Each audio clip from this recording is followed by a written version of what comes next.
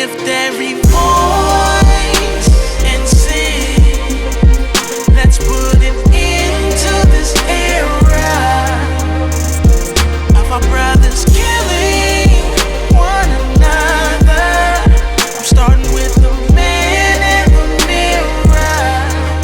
Now let's change the world. Let's change the world. Yeah.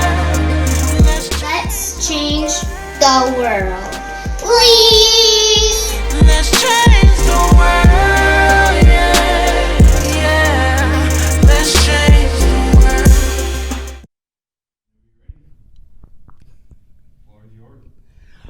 Hey, how's everybody going? Or my bad. Welcome to the Milestones Squadcast. We are here today with Jeff Ross from Youth for Christ and Ron Hounstein from the Spokane Fatherhood Initiative. We are going to pull our sleeves up and get to work. We're going to be talking about fatherlessness in the city of Spokane. So, Ron, how you doing? Good, Sean. You? I'm doing good. Thanks for having me. You want to start with a dad joke? Please, yes. Did you hear the Lego retail store reopened after COVID? It's really exciting news. People were lined up for blocks. Was it a joke or a riddle? That's good. I don't know. Do I have to answer that? Sure. Yes. Yes. Sure. Why not? So can you tell us about the Spokane Fatherhood Initiative, what it's all about, and when did you start it? Sure. For several years, I walked around Spokane inspired by some events that happened in my life, telling people I think we need to start a fatherhood initiative. The city of Richmond, Virginia, several years ago declared fatherlessness a public health problem, like venereal disease, and appropriated money to solve fatherlessness. They said we have lots of programs for the women, but we don't have anything for dads, and that was one of the things that inspired me. Also, my experience as a volunteer at the Union Gospel Mission Crisis Shelter for women and children, homeless women and children. I saw all these single moms with kids, 3, 4, 5 kids, sometimes from 3, 4, 5 different dads, and I thought this is a huge problem in our society. Where are all the dads? Yeah. This misbehavior of the kids, these women struggling to make a living. I said, somebody ought to do something. So our official birthday is January 20th, 2016, when about 100 Christian leaders came together and without prompting, strictly, entirely a Holy Spirit moment, universally declared, almost every person there declared fatherlessness is the number one problem in Spokane. Jeff was there, for that meeting at UGM, and that gave me the incentive to say there's a lot of other people that think the way I think. So we incorporated as a nonprofit in 2017. We've been teaching fatherhood classes for about 2 years now. Wow. So, would you share with us, do you have any stats on this issue here in Spokane? Well, I was just sharing with Phil earlier, 5-10-40. When I was in the third grade in 1968 years Are you old. Sure? 1968, not 18? Yeah, I was in the third grade with Abe Lincoln, yeah. And in the third grade, Reardon Grade School, Reardon Elementary in Lincoln County, just 20 miles down the road. The out-of-wedlock birth rate was 5%. Only 5% of kids that were born outside of marriage. And in my experience, everybody had a dad, everybody had a mom, they all lived together. Yeah. Teen pregnancy was extremely rare. If a guy got a girl pregnant, he married her. It was a code of honor among men. You remember those days. And now men, of course, are abandoning kids. So that's 5%. I graduated from high school 10 years later in 1970. The out-of-wedlock birth rate had doubled from 5 to 10% in just 10 years. That's just this meteoric rise. Today, the out-of-wedlock birth rate is over 40%. And among women under 30, the prime childbearing years, the out-of-wedlock birth rate is over 50% and has been since 2012. So the majority of kids being born today are born outside of marriage, a completely opposite experience of what I had as a child. In my lifetime, we've seen this huge shift in the definition of the family. Wow. What would you say, anybody, you guys just jump in, will be one of the main causes for that spike? Well, I can point to several things. There were huge social changes that came in the 60s. The women's movement, birth control pill, and no-fault divorce, I would consider three of the primary ones, and they happened virtually within the same time frame. A 20-year period is an extremely short period for social change, and all those things came along and made it easier to get out of marriage, easier to have sex without consequences, and easier to get a divorce. So, and lots of other things, but there was a Phil. What do you think? Yeah, I think we can't have the conversation without really addressing, the way the metrics are obtained, right? Most of the metrics that we see are obtained based on the familial arrangement, living with a mother and father, and sometimes that doesn't occur in different communities for whatever reason, and then we can't forget the impact of mass incarceration, right, with the crime bill that took a lot of fathers away from their children who would otherwise be there for them. And I'll add this one last caveat. There are a lot of fathers that aren't involved in a husband-spouse, man-wife relationship, but still are there for their children. So we can't exclude that fact as well. Yeah, we've redefined the family. It used to be husband, wife, kids, and now it's sometimes married, sometimes not, divorced, sometimes not, never married, children from other relationships, other women, so we have steps and halves, his, hers, and ours. It's a far different than the binary system we used to have, husband, wife. So, and I appreciate your point of view, on this very much. That's clearly a factor. Yeah, you said something about incarceration. Absolutely. So I think this is such a really, it's broad, it's deep, this issue, this concept of fatherlessness. And what you were saying, like I feel like there's a lot of contributing factors, right? People coming from broken homes, gangs, drugs, addictions, values have changed, right? And so I know growing up, a lot of the men that were older than me that I was around were involved in drugs and gangs and believed in having multiple partners, right? And even engaging in relations with a woman outside of marriage, and even outside of relationship for that matter, right? And so like people are just having kids and they're not prepared, or nor do they want to be there. It's twisted. There's a lot of things like that go into this issue, and then also sometimes that there's fathers in the home, but that are absent. We talked about that. Sure. They're there, but they're not there. Yes. Before we move too far past, I have to circle back around with all due respect, but I know for me, when you said like three major factors contributed to birth rates outside of marriage, and it was the introducing birth control, the women's movement, and then what was your third thing? No fault divorce. No fault divorce. So, and I think that you did say basically like sex without consequences, but I will. I think that birth control is probably, I don't want people to hear this and feel like the women's movement is like that we're a bunch of men and me talking about fatherlessness, but that it's women's fault because women stood up for their rights. Some of those rights that we stood up for, like I don't necessarily agree with that whole like totally brash, like I can take care of myself. That's not, I think in whatever gender you are, whether you're male or female, it's not a great character quality, period. But from a female's perspective, when you talk about the introduction of birth control and no-fault divorce and the women's movement, what I hear is that it made it easy for men to have sex without consequences, because now it became my responsibility. I had access to birth control, so now it was my responsibility to make sure I didn't get myself pregnant. That's awesome. I was like this is the pulling up your sleeves and going to work. These are going to be. But it's difficult to have this and we're two conversation. different generations, and I know it's. But I was trying to say sex without consequences objectively, without casting aspersions on either side of that equation. It's simply a fact that prior to widespread contraception being available, people were much more cautious about having sex. That's my point, Yeah. is that now we can have sex without consequence, so let's have sex. And all of a sudden, women are having babies. I wanted to be careful to not tie in the women's movement and all of it, because all of the women's movement wasn't bad, but Well, tie it to like this wholly and totally to. Well, the host said I only had 30 minutes. So, I was trying to be brief. I was trying to check off the bullet points. But And- those were one of the places that I thought I've got friends who are going to be like, girlfriend, and I was going to be like, I should have, would have, could have, and I didn't. okay. So I'm. No, I think that the women's movement premise at the outset was fabulous.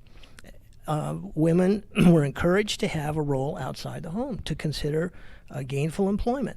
Today, veterinarian colleges, like at WSU, 80% of the enrollment are female, completely flipped over what it used to be, and that's a great thing.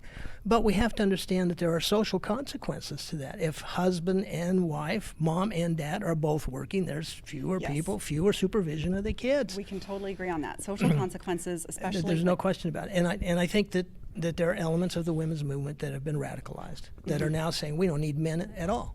And I that's, think when you talk about the social changes, we have to be cognizant of whom sets that social dynamic, right?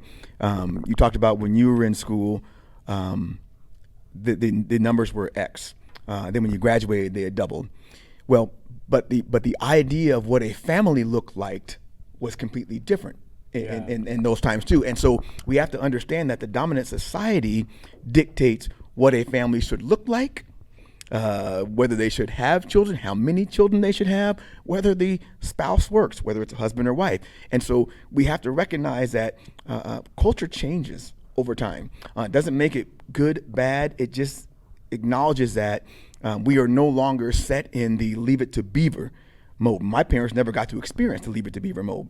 Black family from the South, they didn't get the luxury of that, right? When you say the changing demographics of women having to work, my parents never had that ability to do that because they were paid so little. As a black couple from the South, they both had to work to take care of their children. So we have to recognize those dynamics that are in play in society that tells us what's good, bad, otherwise, right? What a marital unit looks like, right? Can you be a good father by not living in that same household? Right? The answer to that is yes, as long as you're staying involved. I know many brothers that don't live with their partner they had a child with, but they are good fathers and trying to do the best they can. So we acknowledge all of those things given the numbers that Ron shared with the group. Yeah, I think that like the conversation is starting to show how complex this is.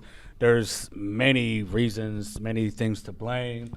Values have changed, dynamics have changed. What families look like have changed, society's changed. science has changed. Everything has changed, and even like I know that I've talked to a lot of people, and men also feel like we have no purpose, no value in the families anymore, and then like there's always like there's miscommunication, expectations, and like the communication between the husband and the wife or the boyfriend and the girlfriend is when we have kids, things change, right? I've got it wrong many times. Yeah. So I can't really speak like and point a finger because I'm still like, that's why I take these classes. Yeah. Right. Yeah. And so because it's not easy. It's not easy to be a man. It's not easy to be a father or a husband. And like these things happen. And what I do know now though is, and I love my guys, I love my dudes, but like people quit too easy, right? And I know like I grew up watching it. A lot of cats were just, you know what, like she won't stop, and so I'm out. Okay. And I'm just that's just it. Okay. And now we're beefing, and we can't come to no common ground, and we forget that there's kids involved. Or maybe he wasn't doing what was right, and that created her and behavior, off right? top. Yeah, that's almost automatic. There's almost like, well, what did you do, bro? What you're talking about, Sean, is confusion about men's role in society today. Yeah. And women found new purpose. They found excitement in being able to pursue careers, being encouraged. They had to. Being encouraged to pursue careers. and and they have pushed into. I don't mean that sounds negative. They have moved into areas where men were typically dominant, like veterinary medicine and things of that nature. Not necessarily engineering, for example, or math, but men now have an opportunity to move into new roles, and we're not doing it because we're not comfortable. The it's softer a long time softer coming. professions like teaching, social service work, those kinds of things, nursing, are considered what the sociologists call the softer professions, and those are not typically regarded as manly occupations. And yet guys have a great opportunity to move into those areas because women are going the other way, and we're not doing it because we're confused. It's part of this sea change that I talked about that happened so rapidly in the 60s and 70s is now being played out for men. Yeah. I wonder how much of it has anything to do with the fact that as a society we've gotten further and further away from God being involved in our lives and in our family, you know. And then even like, I know the way my dad grew up was different from the way I grew up. And so he had me do things, and like, but we didn't really have that kind of relationship that we probably should have had. And so I ended up going a different route on my own. And now I'm in a whole nother place, and I'm having to learn how to be a father and hopefully be a husband another day or someday in the future. But like, it's hard. It's really hard. I think, you know, a lot of times in society, I think we take something, a bit of information, and then we shape it to what we want to hear. You Or talked how we feel about it, yeah. Exactly. You talked about has the family dynamic changed because God has left the family. You know, when probably all of us were raised, I'm not sure my brother's age here, but I'm sure he's above 30, right? Close. Okay, close. All right. But those of us that were above 30, we grew up hearing the old statement, you know, spare the rod, spoil the child. And we believe that was a biblical verse. It's not. Okay? It was actually coined by a gentleman in the 1600s to push back against the church, right? But we've taken a verse that's in the Bible that's similar to that and construed it as if you don't beat your kids, they're going to be bad. You know, we've taken scripture that says, you know, women must, you know, respect their man, the father of the house. Man. But it also says that we must treat our wives as we do the father. Yes. Right? So so society is changing all that. And I think what's the struggle is that we've been so used to patriarchy, men on top. I'm one of 4 kids. I was the only brother. And there'd be many times that my dad, I was the number 2 child, not the number 1, would leave me in charge. You see what I'm saying? Yeah. And so Problems. I that can see dynamic, problems. right? But it's ingrained. It's so ingrained that we're inured to it. Meaning, it's almost like the air we breathe. Yeah. It's just what it is, Yeah. right? Yeah. And I'm sure you've seen multitude of family differences going through Youth for Christ. You know, of how things have changed and gone up and down.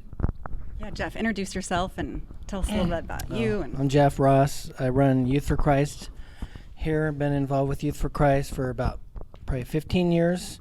We deal with at-risk youth, 11 to 19 years old. So I kind of see kind of a big cause of the young people we work with, of working with tens of thousands of youth over the last 20 years, is just the culture continues to shift, right? The breakdown of the family, social media. I think social media is huge, has a huge impact. And I see the young... What's that? Squadcast, not Squadcast. Squadcast. Right. Push back You to know, the Squadcast. I just see that not Squadcast. Yeah, you know, just Facebook, all this stuff. Even like right now, you would not believe how many young people I know who are just having unprotected sex and catching tons of STDs, man. Yeah. It's like blows my mind. Yeah. It's just like no rules, anything goes, breakdown of the culture, you know, the family, the breakdown of the family, right? Just there's no rules anymore, and so people just do what they want, right? And so you feed the flesh versus feeding the spirit. And so I think it's a spiritual issue with either you're running one way, down feeding your flesh, man, and it screams out and hollers loud, right? Yeah. Oh yeah. Or you're going to run the spirit, man, right? And there's not a lot of godly men who are actually leading by example. That's a whole nother topic right whole different there. topic. Yeah. But Oh yeah. that's just my kind of slice of the pie here on this. Yeah. honestly, yo, I think it comes down to men not being men, but I can't say that in every case because things happen. Life's hard. Yeah. You know what I mean? Oh yeah. That's a big thing. Breakdown of the family. Number 2, and kids, man. Like the cycle of poverty begets the cycle of poverty. Okay, so like, Yep. I'm thinking of so many young people right now. Even as I'm sharing this, that's what was modeled to them, and it repeats itself, and it It's a repeats cycle. itself. I It's a just got cycle. off the phone call in the parking lot with a young girl whose dad is there in the home, but he's not there. He's doing meth, Yeah. heroin, and the only way he's going to let his daughter continue to live there is if she buys him a bong, honestly, this next week. Otherwise, she's out. Wow. So you can have dads there who aren't there. It's the breakdown of the family unit, but just, I don't know. It's just where the society's going in the culture, right? But I believe that fatherlessness is the number one key in the entire city, an epidemic. I think it's probably bigger than meth and heroin, actually. And me and causes Ron, all of that. totally, dude. And me and Ron, we sat on that panel as the whole city came to one conclusion. This is dads ain't being dads, man, and they Yeah. dipping out. And that begets that. It's a spirit of an abandonment. Oh, yeah. It's a spiritual issue. Absolutely. And so the kids, that's all they know. And so guess what? They're going to go out and they're going to feed their They're gonna flesh, do what man. they see. They never had any godly examples. They didn't get to follow men who were leading by example, all in. They're playing the fence and that, and they're breakdown all that. I'm not saying all of them, because even as I'm thinking of that, I know your story. You know what I mean? Yeah. We all got a story, man, and we come from different backgrounds, right? Yeah. You're an awesome dad. You love there. You know what I mean? And I know your story, right? Mm-hmm. And so you're an awesome dad. You want to be there so much, right? So everybody's got a story, and just the breakdown of the family and just society and stuff. It's just like these kids, man, most of their stuff is on social media, man. You know, Facebook's telling them what you got to do, go feed your flesh, do whatever. Yeah. So yeah, Nobody's I even just paying so attention much. to them, and I think just the way the conversation is going is it Yeah. already like it kind of shows how back and forth we are as adults, and what's really happening is there's kids here there's kids involved. You know what I mean? And so like because we can't figure it out, they are left to figure it out on their own. Yeah. And if Yeah. if our audience would get one thing out of this broadcast, it's pray for Jeff Ross.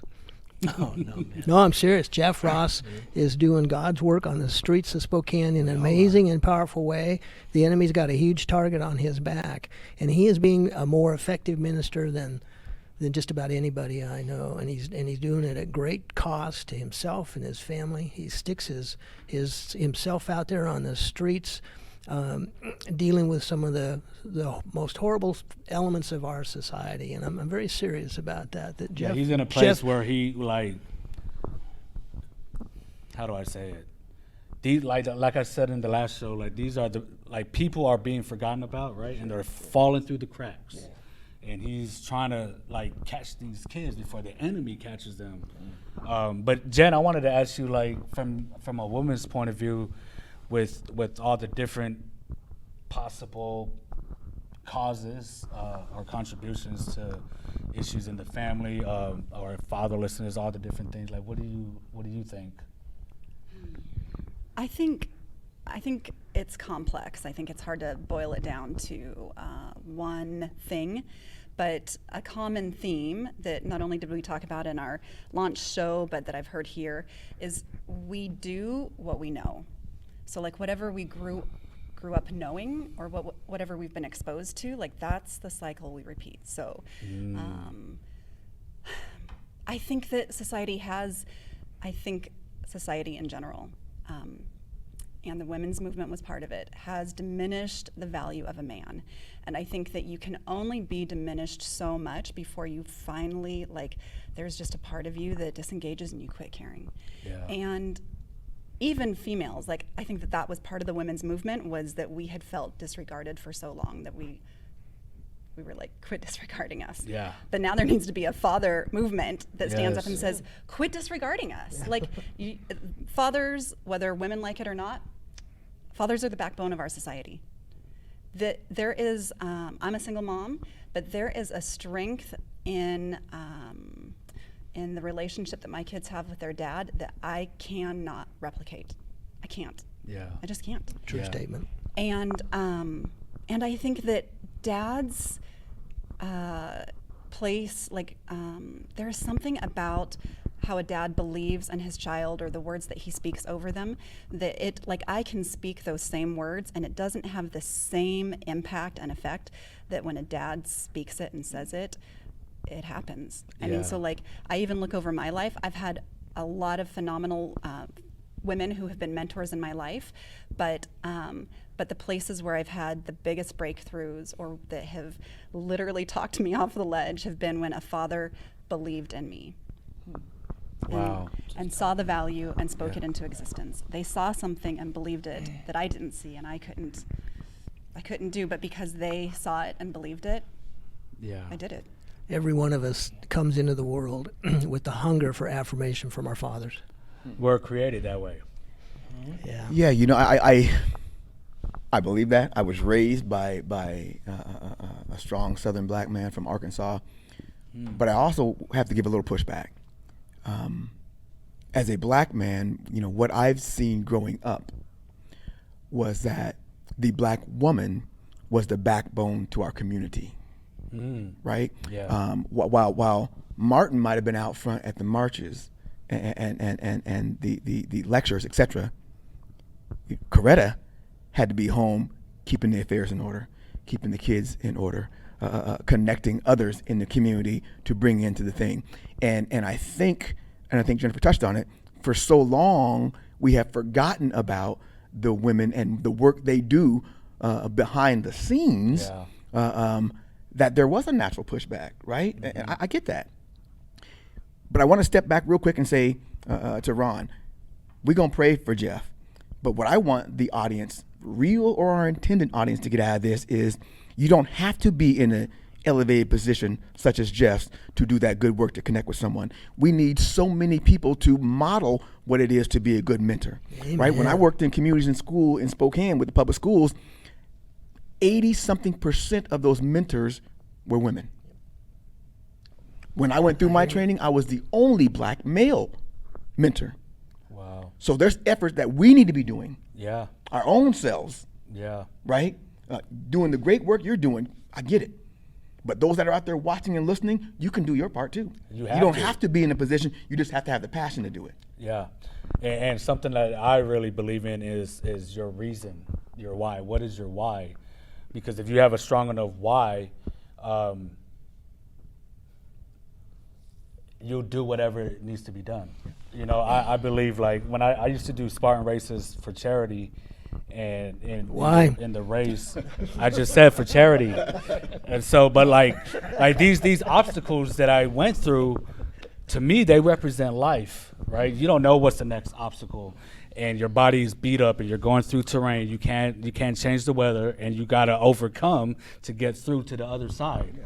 And so, like, at the beginning of these races, they had signs that said you do the first half of the race with your legs, and then you do the second half with your mind. And like, okay, well, man, halfway through, like at mile 4, my body was shutting down, and I was having spasm from like my waist down for the rest of the run. And I was like, that's not true. That's not an accurate statement. I feel like you do the first third with your body, the second third with your mind, and then when those two fail and they connect, and your body and your mind are talking to each other, like, why are we doing this? Why are we doing this? Why did you put us through this? What did you get us into? Your spirit, whatever is driving you, right? Like, I couldn't speak to myself. I couldn't sing no songs to myself. Jesus, keep going, just keep going.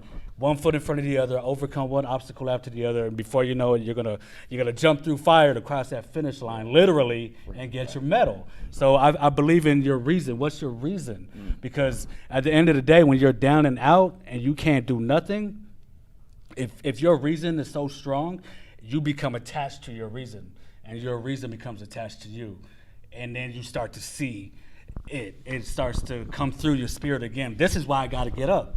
Because my son needs me. I can't kill myself because my son needs me.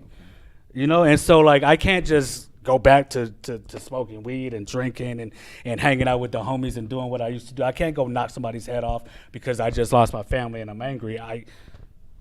Chill, bro. Take these classes, learn whatever it takes.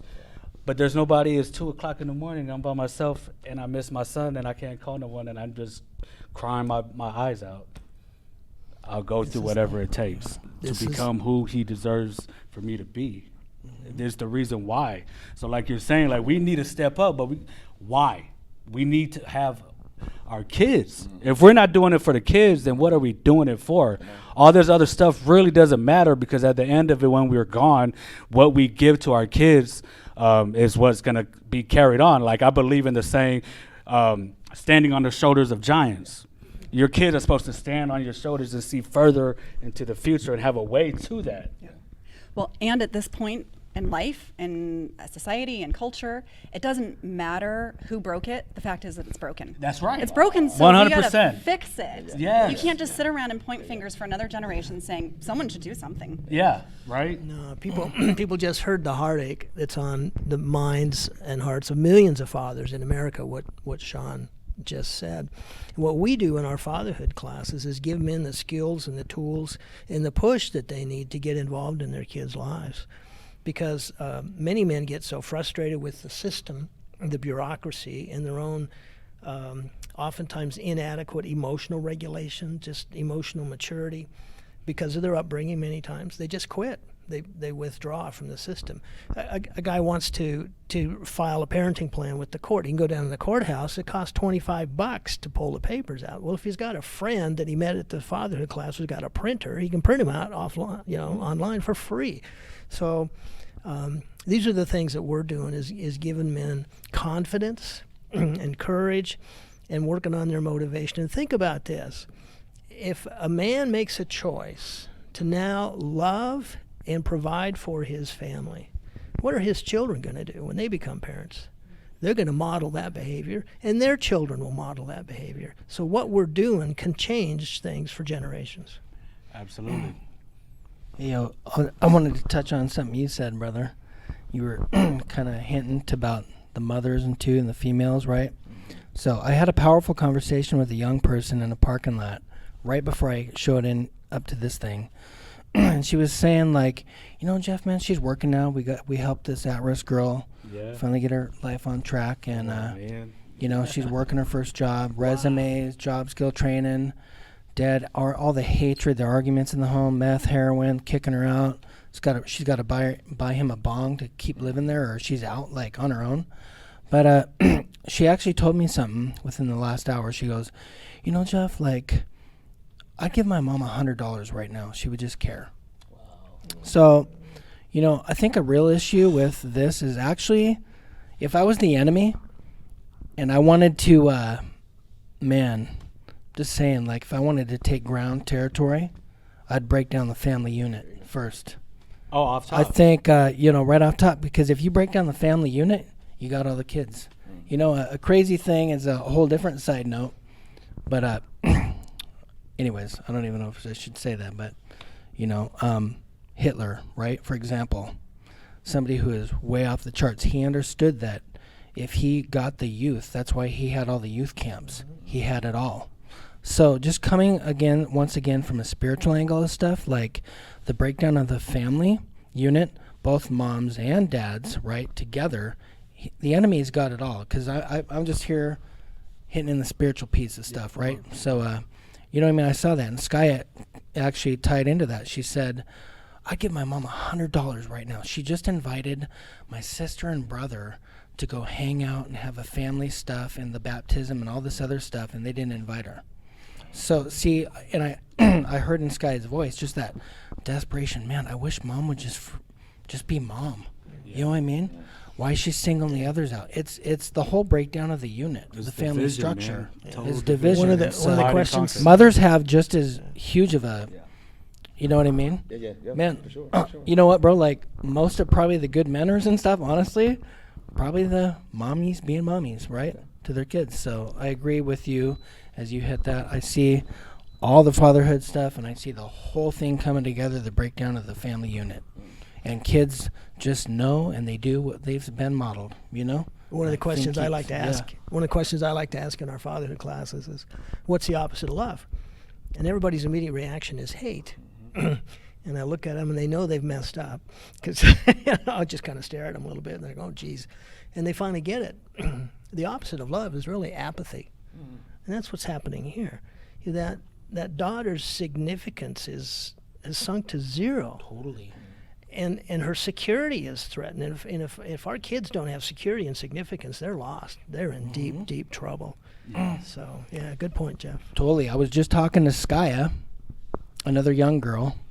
Probably shouldn't have said that. Anyways. Can you cut that part? Yeah, I was maybe just, at that point. I was talking to a young person right before we got here, not even knowing kind of what we were going to discuss here today. And I was talking to her about how, just the disconnect between father, daddy, daughter, daddy relationships, and how God wired that again, right? Yeah. Both the mother and the son, mother and daughter, but like the breakdown. I said, why all these people are out there just doing what they want is because girls are trying to follow or just find their significance with just male approval and stuff, how God wired that. Yeah. Just being real. And it's the same too for, just mother, son, all that stuff, right? And so, so they try to chase it and find it somewhere else. That's pre-wired in the line of stuff. You know what I mean? Yeah. How God created the perfect thing. So, and we were actually talking about that because all these people who are out there running stuff and giving STDs all over and getting pregnant, you would not believe how many young people right now I know who are having babies and 2 babies, 17 years old, 16-year-old, 15 years old. Other stories that I can't share here right now. But it's pretty crazy. And you ask where their parents at, and they're just they're off gone, doing man. their own thing. So Yeah, that's all they know, man. And I think Jen really brought up a good point about like at this point it doesn't really matter whose fault it is. We need to fix it. We need to find what it is that we need to fix within ourselves first. And then I think a big part that we've talked about it a lot too, humility. Everybody wants to like win the battle, win the argument, get their point across at any cost. Right. Yeah, exactly. Right. And so Lose like your kids. it's that humble pie, man, like a lot of chunks in that thing is kind of hard to eat and swallow sometimes. I'm the humility expert at Spokane. So Yeah, I'm sure you are. How many have you trained? I'm proud of how humble I am. But that's a big missing piece with men particularly, right? Is teaching them how to be vulnerable, but yet not make it feel as if it's emasculating them, right? The whole definition of what it is to be a man needs to be re-explored, right? Yes, 100%. This whole nonsense about man up, don't be weak, all that's ridiculous. Yeah. Right. We reshape our lexicon when we want to. Bad is good, good is bad. So why not change what it is to be a man? Yeah. Right. What it means. Yeah. And when we start doing that, and we start realizing that, and we open ourselves up for this conversation is vulnerable, right? Like you share some things, you share some things. If we can teach young men who ultimately become adult men that being vulnerable is good, there's a whole dynamic that shifts within parenting, right? And I'm saying that from experience, right? Yeah. I lost a child because I raised him to be what I thought was a man. Strong, suppress your emotions, don't ever let the man see you cry, all that nonsense. And that created in what would be a really gregarious, well-spoken, kind young man, suppressed emotion that ultimately ended up in his suicide. And these are the things that we have to strip away from men, to say, we drop this veil of masculinity and what it is to be a man and strong and man up. It's nonsense, man. It's creating emotionally suppressed young men and women. Yeah, who aren't there for their families. Yeah. And man, but it's hard. Oh, it is hard. It's scary. You got to go to the places that you don't really want to go to, and but is it necessary? Yeah. Amen. I think so. And you're not gonna figure it out right away, right? Like a lot of these things that like we can blame the parents, we can blame society, we can blame everything and everyone, and even those people have issues that stem many years back. That I'm still blaming Clinton for the crime bill. you know, but it is what it is. Yeah. Right. Yeah. So now, like you said, it was broken. You know, brothers thought it was a good deal back then. The Black Caucus did. Now we realize it affected fatherlessness more than probably the things you described previously. I thought we were Ron. blaming Biden. Well, no, we're not doing that. This ain't politics. What I'm saying is that mass incarcerated created more fatherlessness than I think I would you're say right, all those yes. other things combined. That's a whole nother issue, especially when you got like prisons that are privately owned and they're businesses. You know, so like it's real deep and ugly. But I think we're going to be wrapping up. But we're not wrapping up really because we're going to be talking about the issue of fatherlessness in the weeks to come in the next 2 or 3 episodes, because we can't really do it justice in just one episode. It's too deep. And so we're going to explore it more. But thanks for tuning in. Thank y'all for joining us.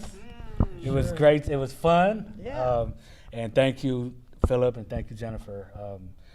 We hope that you tune in. We're going to be having some information on Spokane Fatherhood Initiative on our Facebook page and even Youth for Christ. There's a lot of young people that are being affected by the issues of our grown adults trying to figure their stuff out. So we'll be putting resources, because that's what the show really is about, like talking about these issues, but what are the resources? What are practical steps and taking? Do we have time to talk about like the takeaways? Finney, what time is it? It's 4:07, and we're about 41 minutes in this episode. I think she's got to get rolling. Okay, Well, so I'm okay if we, but time-wise, if we went through it fast, so like we took. Okay. so thanks guys. We're gonna talk as a group about. Oh, you mean you and Phil and I? Yeah. Takeaways. Okay, gotcha. Yeah. I'm tracking. Okay. Do you want me to leave? Don't leave yet. You can. I can show you how to edit us out. Taking us out. Yeah. That's okay. Pride to the side. Pride to the side. Hashtag Dan. I almost forgot about that part. So that was a thing that we talked about doing. Well, do we want to do it while the guests are still here? You guys, you're our first guest, so. Yeah. I don't really care. I know I don't want to interrupt on what What do you you guys guys? got going. Doesn't matter to me. I'm good either way. It's your guys' Yeah. I think it's your guys' squad. What is it? Squadcast. I like that. I thought you said that. I'm did. like, what, did I misunderstand that? So he's still recording, so It's we still- can we're just still go rolling? into Yeah, it. good. So Okay. Like- We'll be quiet. we're just talking about the takeaways, like some key points, key takeaways. I nod my head approvingly. Yeah. Okay, thank you. I think one of the biggest things for me is what Jen pointed out. Like, it really doesn't matter at this point whose fault it is. It's probably everybody's fault, and we just need to fix it. My big takeaway, I think, Jeff, when you were sharing about the young lady who she just wanted her mom, it encouraged me. You know, sometimes I am so done at the end of the day. I have nothing left to give. And just knowing, like, it makes a difference, because I even feel like I don't have it in me to turn a movie on and watch it with them, because I can't keep my eyes open. But that it makes a difference, just that time with them. So Yeah, I think a takeaway for me is that I'm heartened, and so should our listeners be, that there are people, good people out there doing good things. This is not a battle we have to fight by ourselves. And that really is a burden that's probably too hard, too heavy to carry. It is. We can rely on these other professionals that are out there working to change the dynamic out there. And that gives me uplift. It fills up the spirit knowing that I don't have to do this alone. You don't got to do this alone. Jen doesn't have to do this alone. You know, you got Thank Jeff, God. you got Ron out there. Yeah, absolutely. I feel like it starts within us, right? And so there are resources out there, programs, for us to get help, for men and women, and sometimes that's what's really necessary and needed, and you don't have to do it. You can't do it alone. Like, I know for me, I've been trying on my own this whole time, and it's just not working, you know. But there are resources here in Spokane, good people, good places that can get us the help that we need. And sometimes it takes us sacrificing an amount of time to do it, but it's worth it. And even just encouraging one another. So Yeah. like you don't, like, not even connecting with a organization, but send a text to your friend. I see you. I see what you're doing, and it's making a difference. Yeah, say that. You talked about, and I don't mean to go over, but Sean talked about he didn't have nowhere to call. Man, you got my contact now. Yeah. You know, whether that is Messenger, text, Zoom, hit me up. Thank you. Yeah, I for will. sure. See, and that's really what it is, right? Like you were saying, there's the community, your friends, like, and your family members. But you gotta be willing to do it, and you gotta bear it all. Don't leave nothing in your pockets, man. Empty and put it all on the table, because our kids, they deserve it and they're worth it. So, thank you guys for joining us. Stay tuned. Tap in with us on Facebook. We're going to be talking some more about this issue of fatherlessness. And thank you to Ron and Jeff. Thank you for having me. Let's change